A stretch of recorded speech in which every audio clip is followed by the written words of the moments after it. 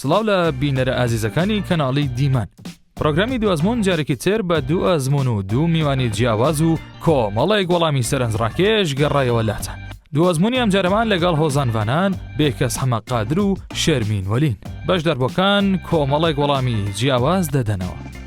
من ناوم بێکەس حەمە قادرە، لە ساڵی 72 لەدایک بوومە، خەڵکی شەقڵاوەمە. من شەرمین وەلی عەلی، لەدایک بووی شاری هەولێرم، ساڵی دایک بوون 1982. لەوانەیە بۆ قۆناغی ڕزگاری نیشتیمانی چەک زۆر زار زەرورە پێت دەکەن دەبی چەک هەرگەری بۆی داکۆچی لە نەتەوەکەت بکەی.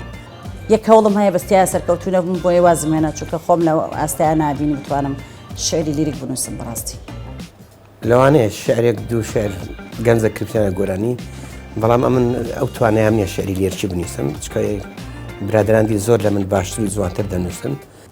ئەوەی من زۆر خەفەتی پێ خۆم شێرکۆ لە ئاستی پێویستی خۆی گرنگی پێ نەدرا، ئەوە زیاتر بریندارمەکە نەک چوونی خۆی. وەکو تاکەک ئەرکتا پێی خزمەت بکەیت، چکە تو بەس تاجکرد بەس بۆ دروستنەوە برنج و فاسوولێ بخوا. گریانێک قەرزارم، گریانێک شادەمارەکان میگرتووە و سەرەتاتکی هەڵڕشتنیەتی دەکەومە سەما، گۆرانی دەڵێم و قاقا پێ دەکەنم، وەلی ئەم هەریاخیە و پەلەپەلیەتی. پرۆفایلی خۆت. من ناوم بێکەس حەمە قادرە، لە ساڵی 72 لەدایک بوومە، خەڵکی شەقڵاوەمە، خوێندرم تەواو نەکردووە، کەسێک بمە لە گوند ژیاوم تا تێکچوونی گوندەکان من هەر لە گوند بوویمە، دوایە بە زۆرەمەری کەتینە شار. من شەرمین وەلی عەلی، لەدایک بووی ساڵی 1982 لە شاری هەولێر، قۆناغی سەرەتایی و ناوەندی و دواناوەندیشم هەر لە شاری هەولێر تەواو کردووە. قۆناغی بەکالۆریۆسم با بڵێم زانکۆم و ماستەریشم هەیە هەر لە زانکۆی سەلاحەدین لە بواری کۆمەڵاسیدا. یەکەم شعرت بۆ چێ نووسی؟ نازانم بۆ شێم نووسیە، من قەت شعرم واوەر نەگرتووە، بەڵام تەجربەک بوو، ینی بیدایەت بە چیرۆک دەستم پێکرد، دوو چیرۆکی زۆر فاشل. دوای ساڵی 93 یەکەم شعرم نووسی لە ڕۆژنامەی گەل بڵاو بووە. دوای هەستم کرد کە شعرەکەم نووسی کە بڵاو بوو بەترسەوە دەهاتمە ناو نووسەر و ئەدیب و ئەوانە، بەس دواتر هەستم کرد هەموو دەستخۆشی لێ کردم، ئەو بە هۆکارە کە جورئەت پێیا بکەم بنووسم بڵاوکەمەوە. یەکەم شعرم بۆ چێ نووسی ڕەنگەوەم بیر نەماوێ، بەڵام یەکەم ئەزمموی بڵاوبوونەوەی شعری من ئەگەڕێتەوە بۆ ساڵی 99. ئەو کاتە پەخشانێکم هەبوو، لە ڕاستیدا بە پەخشان دەستم پێکرد، لە گۆڤارێکی ئافرەتانە بڵاوم کردەوە. دوای ئەوە دەستم کرد بە نووسینی شعر وردە تێکستی زۆرم هەبوو، بەڵام بڵاوم نەئەکردەوە. بەڵام ڕاستی بیرم نایە، لە یادم نییە بۆ چێم نووسی، ڕەنگە لە زەین مایەکێ بوو بێ لەو کاتەیە، بەڵام ئێستا بیرم نەمابێت. تەنها یەو قۆناغە بوو، ئەویش ساڵی 99 تقریباً لە تەمەنی 7 ساڵیا بووم کە یەکەم تێکستم بڵاو کردەوە. ئایا جۆری شعرەکانت سیاسین یان ڕۆمانسی یان شێوازەکانی ترن؟ لەوانەیە هەمووی تێدابی، بەڵام یەک لەوانەمە 19 دیوانم چاپرێت تا ئێستا هیچ شعرێکی من ناوی کوردستانی تێدانە، هیچ شعرێکی من ناوی حزبی تێدانە، ناوی سەرکردەش تێدانە. هەمن شعر بۆ ئینسانیەت دەنووسم، بۆ خۆشەویستی دەنووسم، بۆ عشق دەنووسم. نووسینیش ئەوە نییە وەڵا بڕیارمدا ئاوا دەنووسم بەو شێوە دەنووسم، نا، ئەوەی لە ئەحساسی من هەیە، لە ناوی من هەیە، من ئەوانم نووسیوە، ئەوانەشم بڵاو کردوێتەوە. من خۆم لە شعری سیاسیە نابینمەوە بەڕاستی، تا ئێستا شعری سیاسیم نییە، شعری نیشتیمانیم هەیە، بەزەوە ناچێتە قالبی سیاسیە بەڕاستی، چونکە نیشتیمان بوونی ئینسان، شوناسی ئینسان نیشتیمانەکەیەتی، لەبەرەوە هەمومان پابندین بەوە و بەڕاستیش بتێ و نەتەوێ نیشتیمان وەک عشقێک لە ناوماندایە، بە بەردەوامی هەڵدەقوڵە و تۆ دەبێ هەڵی ڕێژیت. شعری ڕەواسیم هەیە، شعری عاشقانم هەیە، و شعرم هەیە لەسەر ئافرەت، شعرم هەیە لەسەر کێشە کۆمەڵایەتیەکانی ئافرەت، بۆ نمونە خەتەنا، کە ڕەنگە بە مباشر لە شعرەکەیە نێڵێم، بەڵام ئەگەر کەسێک بیخوێنێتەوە ئەزانێت کە بۆچی نووسیوە.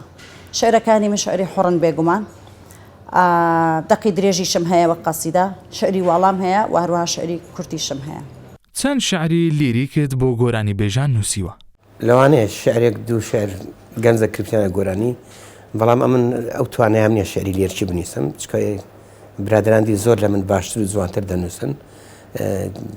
من خۆم لە قەرەی شعری لیرکوانە نەداوە تا ئێستا توانام نەبووە نەمتوانیوە بڕوان پێ نەبووە چکە شعر لای من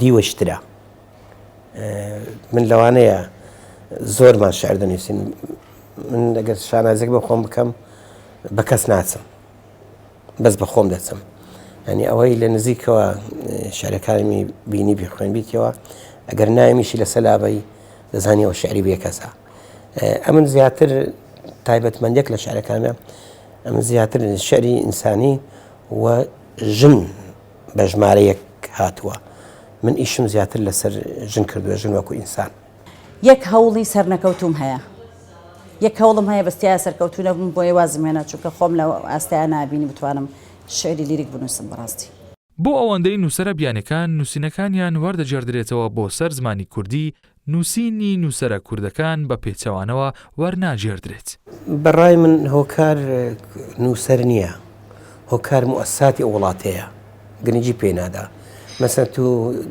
دایان دام و دەستگای ڕۆشەمیریت هەیە وەزارەتی ڕۆشەمیریت هەیە سندیکا و یەکێتی نووسەران ئەوت هەیە ئەو ئەرچیوانە بێن بە موەسسە بکرێ ینی چۆن ئەمە جاران دەستگای وەرجێڕان هەبوو کە وەزارەت و کۆمەڵک موەسسەیان کرد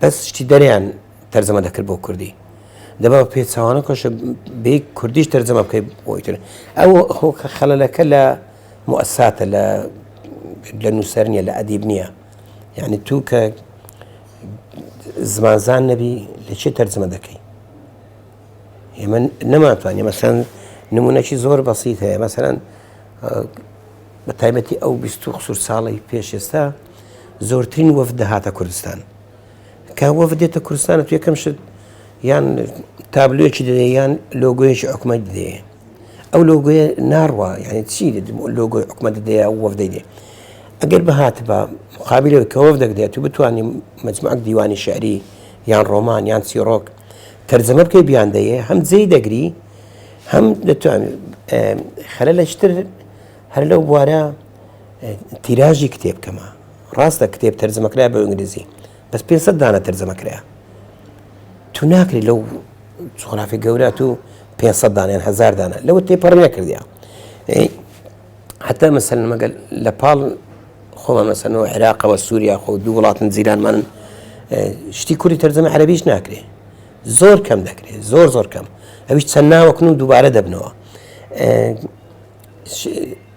بۆ تورکی بۆ فارسی ئەوە شەرکەم یا تو نەتوانێت زیرانیەکان ئاشنا بکە بە نووسینی خۆت بەڵام ئەوان ئاشنان بە تۆ ئەمیان دەناسی بەسەوان تو ناناسن ئەوە پێم وایە پێویستی بە دەستگایەکی وەرجێڕان هەیە ئەو دەتوانانی ئینقازیەوە بکە ئەم خەلەلەکەوا دەبینم تا ئێستا چەند کۆڕت هەبووە ڕەنگە بە ژمارە نەتوانم بێڵم بەڵام زۆر هەن میهرەجانی شعری هەبووە 3-4 جار بەشداری بوومە کۆڕی تایبەت نابەز لەگەڵ ڕەفیقی شاعری خۆم کۆڕم هەبووە و هەروەها من توانیمە چەندین کۆڕ خۆم بشی جێڕم بۆ نمونە لە 2003 کە تەمەنم تەنها 20 ساڵ بووە من توانیمە کۆڕی شاعیرانی کەرکووک مەسەلەن گروپێک بوون هاتبوون بۆ هەولێر کە تازە ئازادی عێراق بوو من مەسەلەن بەڕێوەمە برد ئەمە وای لێ کردم زیاتر هەوڵ بدەم خۆشم کۆڕی تایبەتم هەبێ کۆڕم هەبوو بەڵێ کۆڕی تایبەت وەکو خەم بە شخصی بە تەنها نەم کردووە بەڵام لەگەڵ شاعری تر چ ئافرەت بێ چ پیاو بێ چ بە گروپ بێ بەڵێ هەم لە میهرەجانە هەم لە کۆڕە بەشداری زۆرم کردو بەڵام ڕاستی بیرم نایە ژمارەیان چەندن دەستت بە شعر کرد اینجا پێشمەرگە یان بە پێچەوانەوە من هەمیشە دژی چەک بوویمە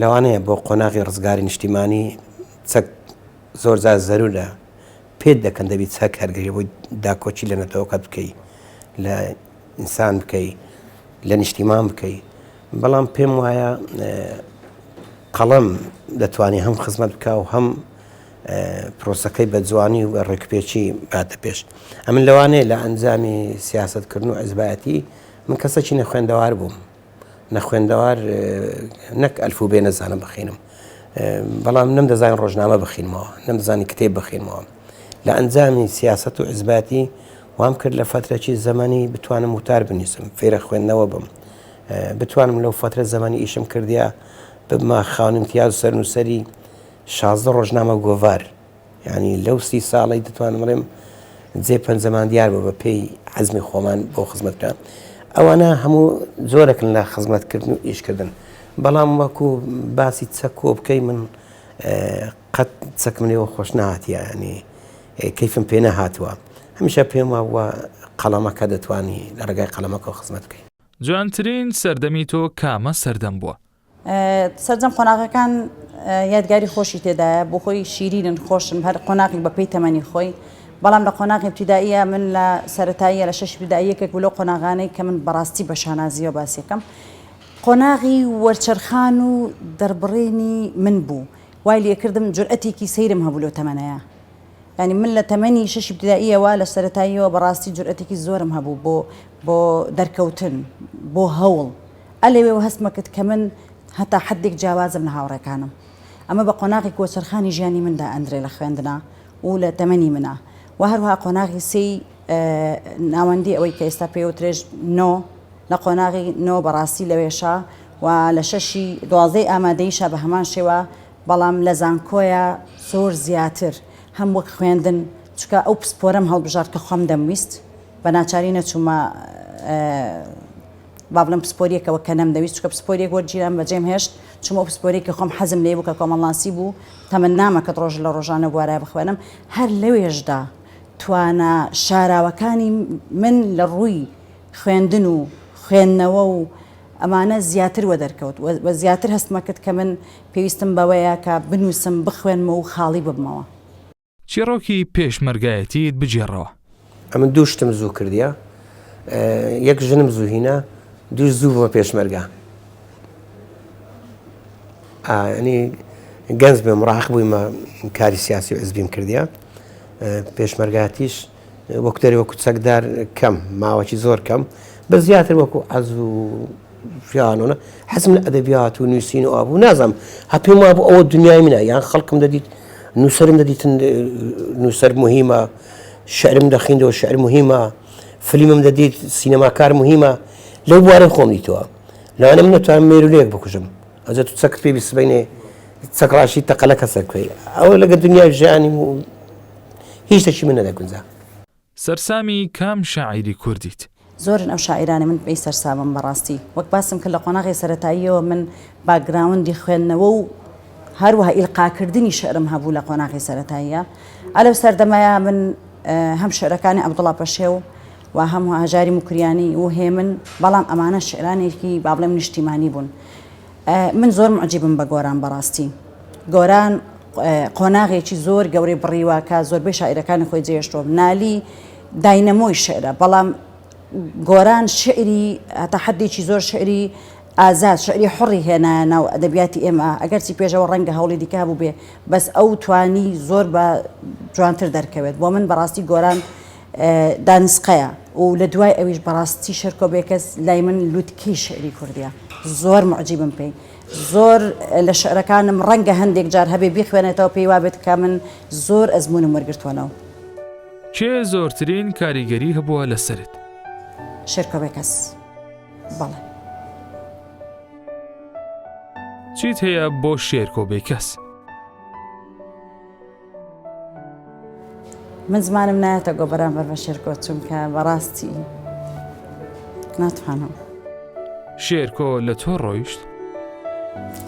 زۆر ئێستاش ڕەنگە باوەڕ نەکەن هەموو شەو گوێ لە شێرکۆوەگرن هەموو شەو گۆڕستانی چراکانە خوێنمەوە.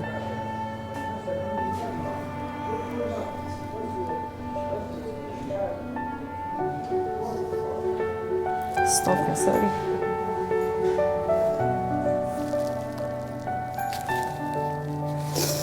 شێرکۆ منی شقار کرد ئەوەی من زۆر خەفەتی پێ خۆم شێرکۆ لە ئاستی پێویستی خۆی گرنگی پێ نەدرا ئەوە زیاتر بریندارمەکە نەک چوونی خۆی بەڕاستی شێرکۆ لە هەر وڵاتێکی تر بووایە جۆرێکی ترە بوو کاریزمایەکی تایبەتیە شاعیرێکە بە هەموو ئاستەکان شعری نووسیوە ئاستی ئەو ئاستێکی زۆر باڵاترە لەوەی کە هەیە لە شەرقا بەڵام بەداخەوە کە قیمەتی شێرکۆ نەزانرا. لە ئەکاونتی فەیسبووکەکەت زۆر وێنەی کچەکانت دادەنیت کچ لای تۆ چییە؟ ئەم کاتی خۆی کچێکم هەبوو تەمەنی 15 ساڵ بوو بەنەخۆی سەرەتان مرد ساڵی پاشتر لە هەمان ڕۆژ ئەو کچەمان بوو ترێ کە ئێستا سەفی دویم تۆستەیە ترێ کەسەکە بەس لە دوو کەسدا لای من زۆر خۆشەویستە یعنی لەوانەیە خەڵک سوێن بەشتیدی بخوا من یەک لەو کەسانەمە سوێنی پێ دەخۆم ینی ئەگە سوێندێک بەدرۆ بەشتیدی بخۆم بەس کە ناوی ترێ دەینم ترێ کچم هەموو شتێک ڕادەوەستی ئەوە لای من لەوانەیە ڕسمی کچی خەڵکی دیشم دانابی ڕسم لەگە ژنی جانێ ئەوانەی بواری ڕۆشنبیرەوەیش دەکەن بەڵام ئەوماناوە نیە من یەک لەو کەسانم پیاوەکی ئازادم زۆر بڕوام بە یەکسانی پیا و ژن هەیە زۆر لەگە حەقی ژنم زۆر لەگەڵم ژن وەکو ئینسان تەماشا بکرێ نەکوەکو ژن من پیاوەکەم وەکو پیا و تەماشا ژن دەکەم من نەکوەکو نێر من لەوانەیەک لەو کەسانە بم حتا نووسینەکانم تەماشا دەکا خەڵک پێوە ئەمن لۆ ژن دەنووسم بەدیوەشتر نا ئەمن ژنم پێ ئینسانێکی گەورەیە تا ژن ئازار نەبی تا ژن سربەخۆ نەبی مشتەماعی کوردی مشتەماعێکی دواکەوت و پاشکەوت و دەمێنێتەوە وەک ئافرەتێکی زۆر بەهێز دەردەکەوی هۆکار چییە؟ بێگومان ئەوەمان بیر نەچێت من لە خێزانێکا لەدایک بووم دوای 5 کوڕ لەدایک بووم ئەمە ڕەنگە کاریگەریی زۆری هەبێ لەسەر من و باوکم هیچ کاتێک ئەو حسابی لەگەڵ من نەکردووە کە بڵێت تۆ کچی ئەبێ جیاوازبی لەگەڵ کوڕەکان ئەوەیەک لەو پاڵپشتێ زۆر گەورانەی ژیانی من بوو کە باوکم ئەو کاتێ لە کاڵی ڕێکخراوەییشە لە قۆناغی ناوەندی و دواناوەندی کارمە کرد بە هەمان شێوە پاڵپشتیە کردم ڕەنگە خەڵکانێک بە باوکیش ماوت بێت کە تۆ بۆ چێم کچانێری بۆ ئەوە پێویست ناکە کچ بەس بخوێنێ بەسێتی بەڵام هەمیشە پاڵپشتیە کردم ئەوە بەشێکی گەورەی پاڵپشتێکی گەورەی ئەو بوێریەیە کە من بەڕاستی لە ژیانمە هەمە و بەتەحەداوە هەمیشە هەوڵە دەم بۆ هەموو لایەنەکانی ژیانی خۆم. چەند جار خۆشەویستیت کردووە؟ جارێک دۆڕام جارشی دەستم پێ کردەوە. چیرۆکی هاوسەرگیری خۆت و هاوسەرەکەت چۆن بوو؟ ڕەنگەوانەی لە منۆ نزیکە لەم چیرۆکە بزانم. یەکەم مبادرە و هەنگاونان بۆ یەکتر ناسی من بووم. ئەم شاعیرێک بوو لە دەرەوە ژیان. من پەیوەندیم پێوە کرد کاتێک تێکستی خۆی بڵاو کردەوە لە یەکێک لە سایتەکان.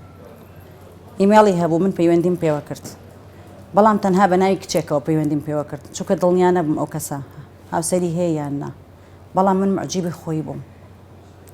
شتێک لە ڕوخساری ئەوە ڕایەکێشام جەزبی ئەکردم. پێوتم ئەمە بە پارچەکەی تری خۆتە. ئاوەتە لەویە. ئەمە وای کرد. شعر بووە هۆکار. بەڵام لە ڕاستیدا من شعرەکەیم نەخوێندەوە خۆیم خوێندەوە.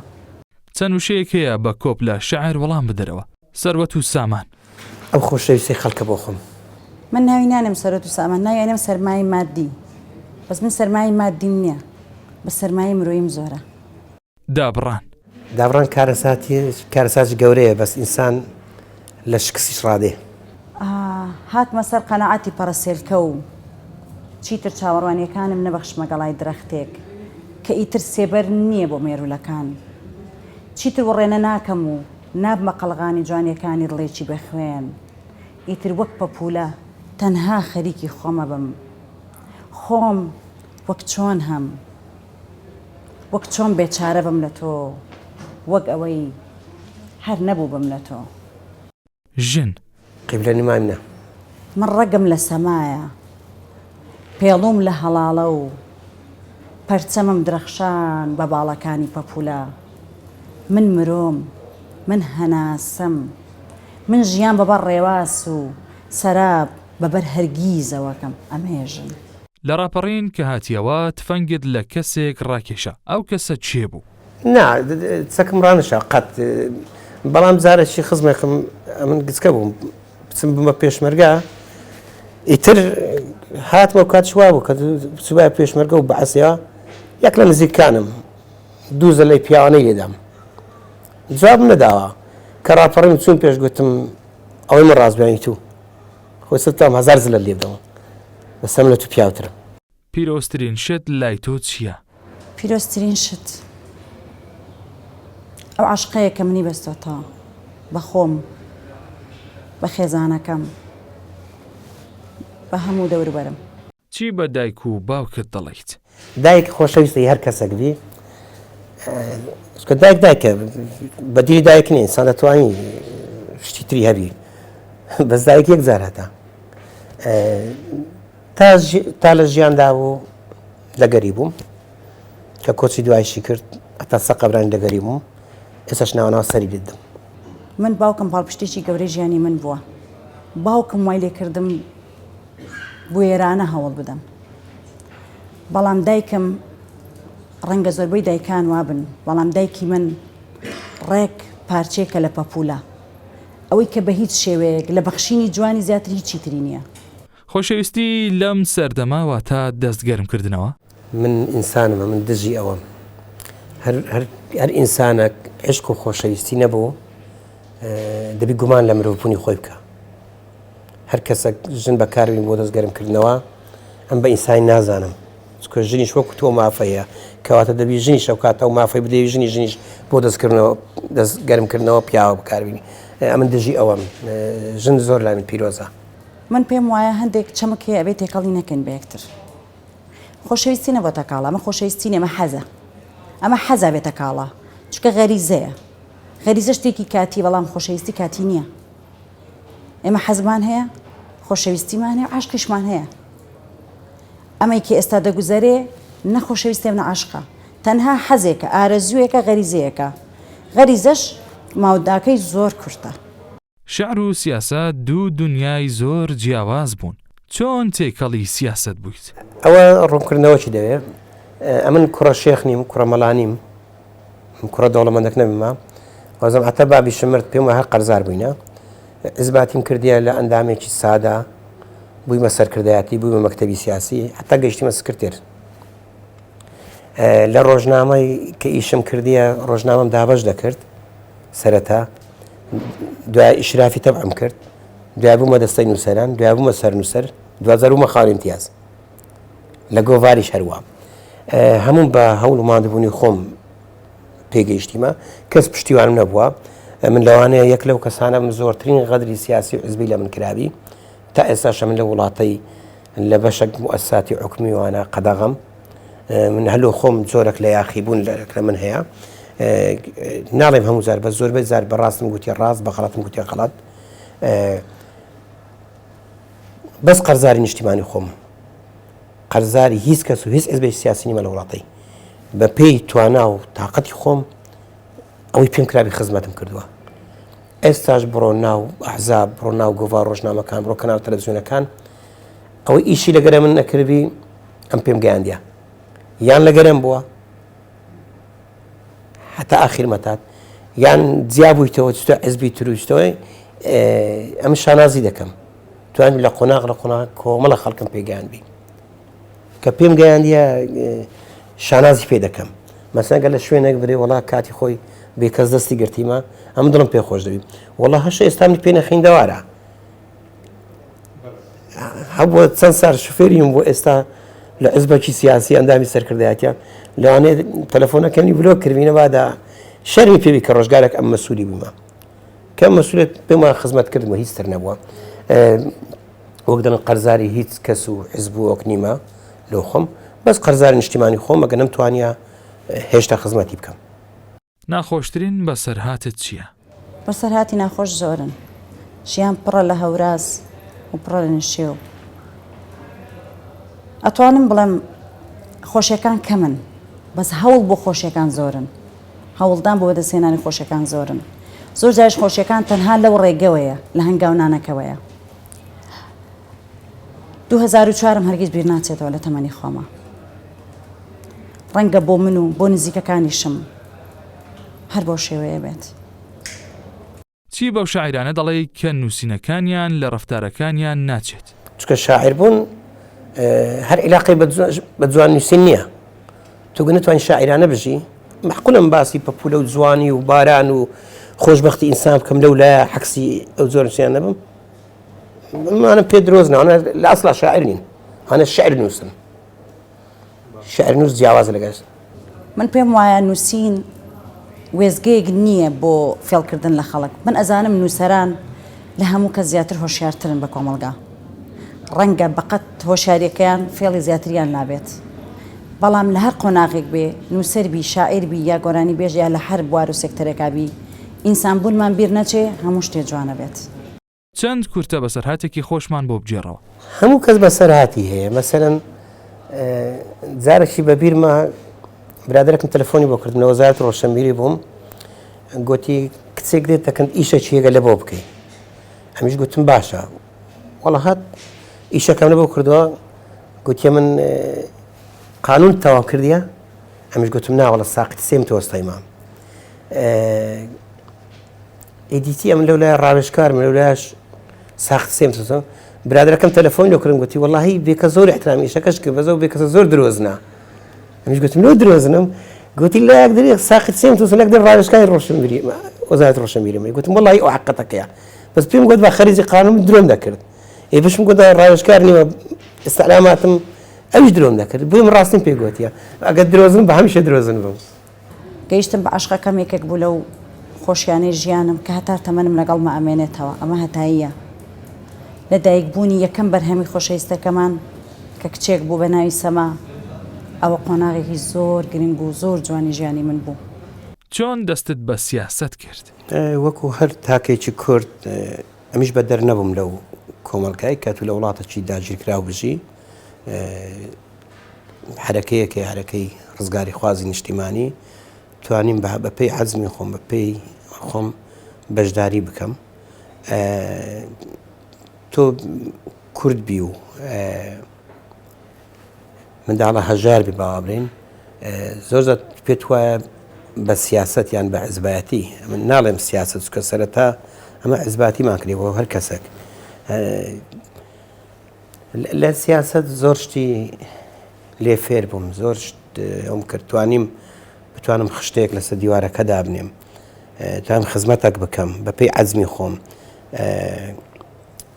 کەمم نەکرد تا ئەو ڕۆژی لێگەدابی ڕاست لە سیاست و حیزبایەتی بەدەر لە خزمەتکردن و هۆشیارکردنەوەی تاکوانە شتێکی دیە من ئیسفادەم لێ نەکردیە جگە لە زەرمەندی و ناخۆشی و دەربەدەری و وەکو کردووادەی ماڵوێرانی بەڵام توانم لە ڕێگای سیاست زۆر شتم خۆش بێ بەنمونە کتێبم خۆش بووێ نیشتیمانم خۆش بووێ ژنم خۆش بووێ وڵاتم خۆش بووێ یاسام خۆش بووێ سیاست بەو جۆرە برم کردو سیاستی مرۆڤانە مرۆڤ دۆستانە نەکۆکو ئەوەی ئێستا بەداخۆ دەبین سیاست بە سیاست چووە من لەوانەیە جیاواز لە خەڵکتر سیاستم کردبی کۆمەڵە قۆناغ و پلەبەندی بە مروری زەمان بەڕیومە تا گەشتمە پلەی سەرێ وجدانم ئاسوودەیە کە توانیمە بۆ میلێتێک وەکو وازبێکی نیشتیمانی نێتەوەی منیش بەشدارم لەو پرۆسێ لەگەڵ هیچ لایەنێکی تایبەت کارت کردووە؟ بەڵێ من لە قۆناغی ناوەندی و ئامادەیە لە ڕێکخراوێکی قوتابیان کارم کردووە کە ئەو وێزگەیەکی زۆر گرنگی ژیانی من بووە بەڕاستی بۆ من قوتابخانە بوو زۆر شت فێر بووم زۆر شت لەوێ فێر بووم بەڕاستی فێری کردم کە جیاوازێک نییە لە نێوان کوڕێک و کچێک کە بەیەکەوە کارەکەن هەردووچیان دەتوان توانەکانی خۆیان ئەلەوێدا بەجەستە بکەن بەشێک لە حزبەکان بەشدار بوون لە شەڕی ناوخۆیی تۆ بەشدار بوو لەو شەڕانە؟ ئەمن ئەو کات و ئێستاش یەک شانازیە بە قەڵەمی زێر دەنووسمەوە یەک دێڕم لەسەر شەڕی ناوخۆ نەنووسیە بەس هەمیشە دژی شەڕ ناوخۆ نووسیمە بە دەیان و تار و سەدان دیمانەم هەیە لەسەر دژی شەڕی ناوخۆ شەڕی کورد شەڕی ئینسان و ئینسان نووسیمە یەک لەو دەنگانە بوویمە لە کوردستان حیزبیان نامەک دەرچووبی زۆربەی زۆری ئیمزاوینی بەسەرەوە بووە کە من دژی شەڕی کورد بوویمە شانازی دەکەم قەت قەڵەمەکەم نشتە خزمەتی ئەو بوارەی و ئێستاش کە حزبەکان چاولێک سوور دەکەنەوە من یەک لە ناوانم هەر کاتێک بزانم هەر حیزبێک شەڕی ناوخۆیان هەر شەڕێکی کورد بکە ئەم تاسەرێکتان دژی دەبم ئەگەر نەتوانم دژایەتیش بکەم دەتوانم لەگەری نەبم دوایین شعرت شێرێکە بەڵام ناونیشانی نییە چکە پاگنووز نەکراوە بەر لە بەبزانم حوت ڕۆژ بەر لە ئێستاە لە ژێر ڕۆشنایی گۆرانێکی هەمەڕۆڤ کەرکووچیان نووسین بەرهەمەکانت چەندن؟ 19 بەرهەمە بەرهەم هەیە 500 لاپەڕە هەمە 600 لاپەڕە هەمە 200 لاپەڕە و هەمە 80 لاپەڕ سەرەتایەکە وا بووە سکۆی کەمشێت ئەمە کێشەی چاپمان هەیە تو بە خۆت دەنووسی و بە خۆت چاپی دەکەی بە خۆت بڵاوی دەکەیەوە یعنی لەوانەیە من بەشێک لە چاپکراوەکانم دەستگای ڕۆشنبیری هەبن بۆی چاپکردن پشی بەڵام زۆربە زۆریانم بە ئیمکانی خۆم چاپ کردێ. هۆنراوەیەکمان پێشکەش بکە. گریانێک قەرزارم، گریانێک شادەمارەکان میگرتووە و سەرەتاتکی هەڵڕشتنیەتی دەکەومە سەما گۆرانی دەڵێم و قاقا پێ دەکەنم وەلی ئەم هەریاخیە و پەلەپەلیەتی وەک ئەوەی ڕۆژێکی تر نەمابێ بۆ هەڵفڕین ختوکەی دەدەم بۆ خەنینەوە کەچی قوڵب قوڵب لەسەری دەڕژێ سپی دەپۆشم و ئەرخەوانیم لێ دەچۆڕێ گوڵ دەپۆشم و شەونمم تیادەتکێ ئای من چه حەوایەکی شەرمنم لە خەزەڵ وەرە سەر دەردێنم و هەر لەوێژدا بۆ ئەبەت دەسرەوم. دواوتت وەڵام لە هەموو بەرنامەکان ڕقمەوە دێت ببێن دواوتە چیانسی بەرنامەکەیە و هیوادام توانیان دووسێ قسەمان کردبی ئەو بینەرێک کە دەبینی ڕقی لێمان نەبیتەوە سەرکەوتوو بن و پێم خۆشە و بەرنامە ڕۆشنبیری هونەریانە شەر هەبی دڵخۆشم کە کەناڵەکەیە گرنگی بە ڕۆشنبیری هونەر دەدا نەک هەم کەناڵە فەزایە دەبین بەس خەریکی خەبەر و خەبەری ناخۆش و شەڕ و ناخۆشی و میلەتیان بۆ دەردەبردێ. بەڕاستی زۆر سوپاستان ئەەکەم فرسەتێکی دەرفەتێکی زۆر باش بوو بۆ من ڕەنگە ئەوانەی کە زیاتر ئەخوێندنەوە لە بواری شەعر و ئەمانە هەتا حدێک بمناسن بەزەوەی کە نامیلکەیەکم هەبێ ڕەنگە ئەوە فرسەتێکی زۆر باش بوو بێجێی نامیلکەیەکم بۆ بگرێتەوە بۆی بتوانم زیاتر دەرکەوم زیاتر بناسرێن زیاتر ئاشنا بن پێم. زۆر سوپاستان ئەەکەم. لە کۆتایدا زۆر سپاس بۆ ئەو دوو هۆزانوانە بەتوانایە سپاس بۆی وەشکە بینەرمان بوون تا دوو ئەزمونکاری تر بەخوای گەورەتان دەسپێرین خواتان لەگەڵ.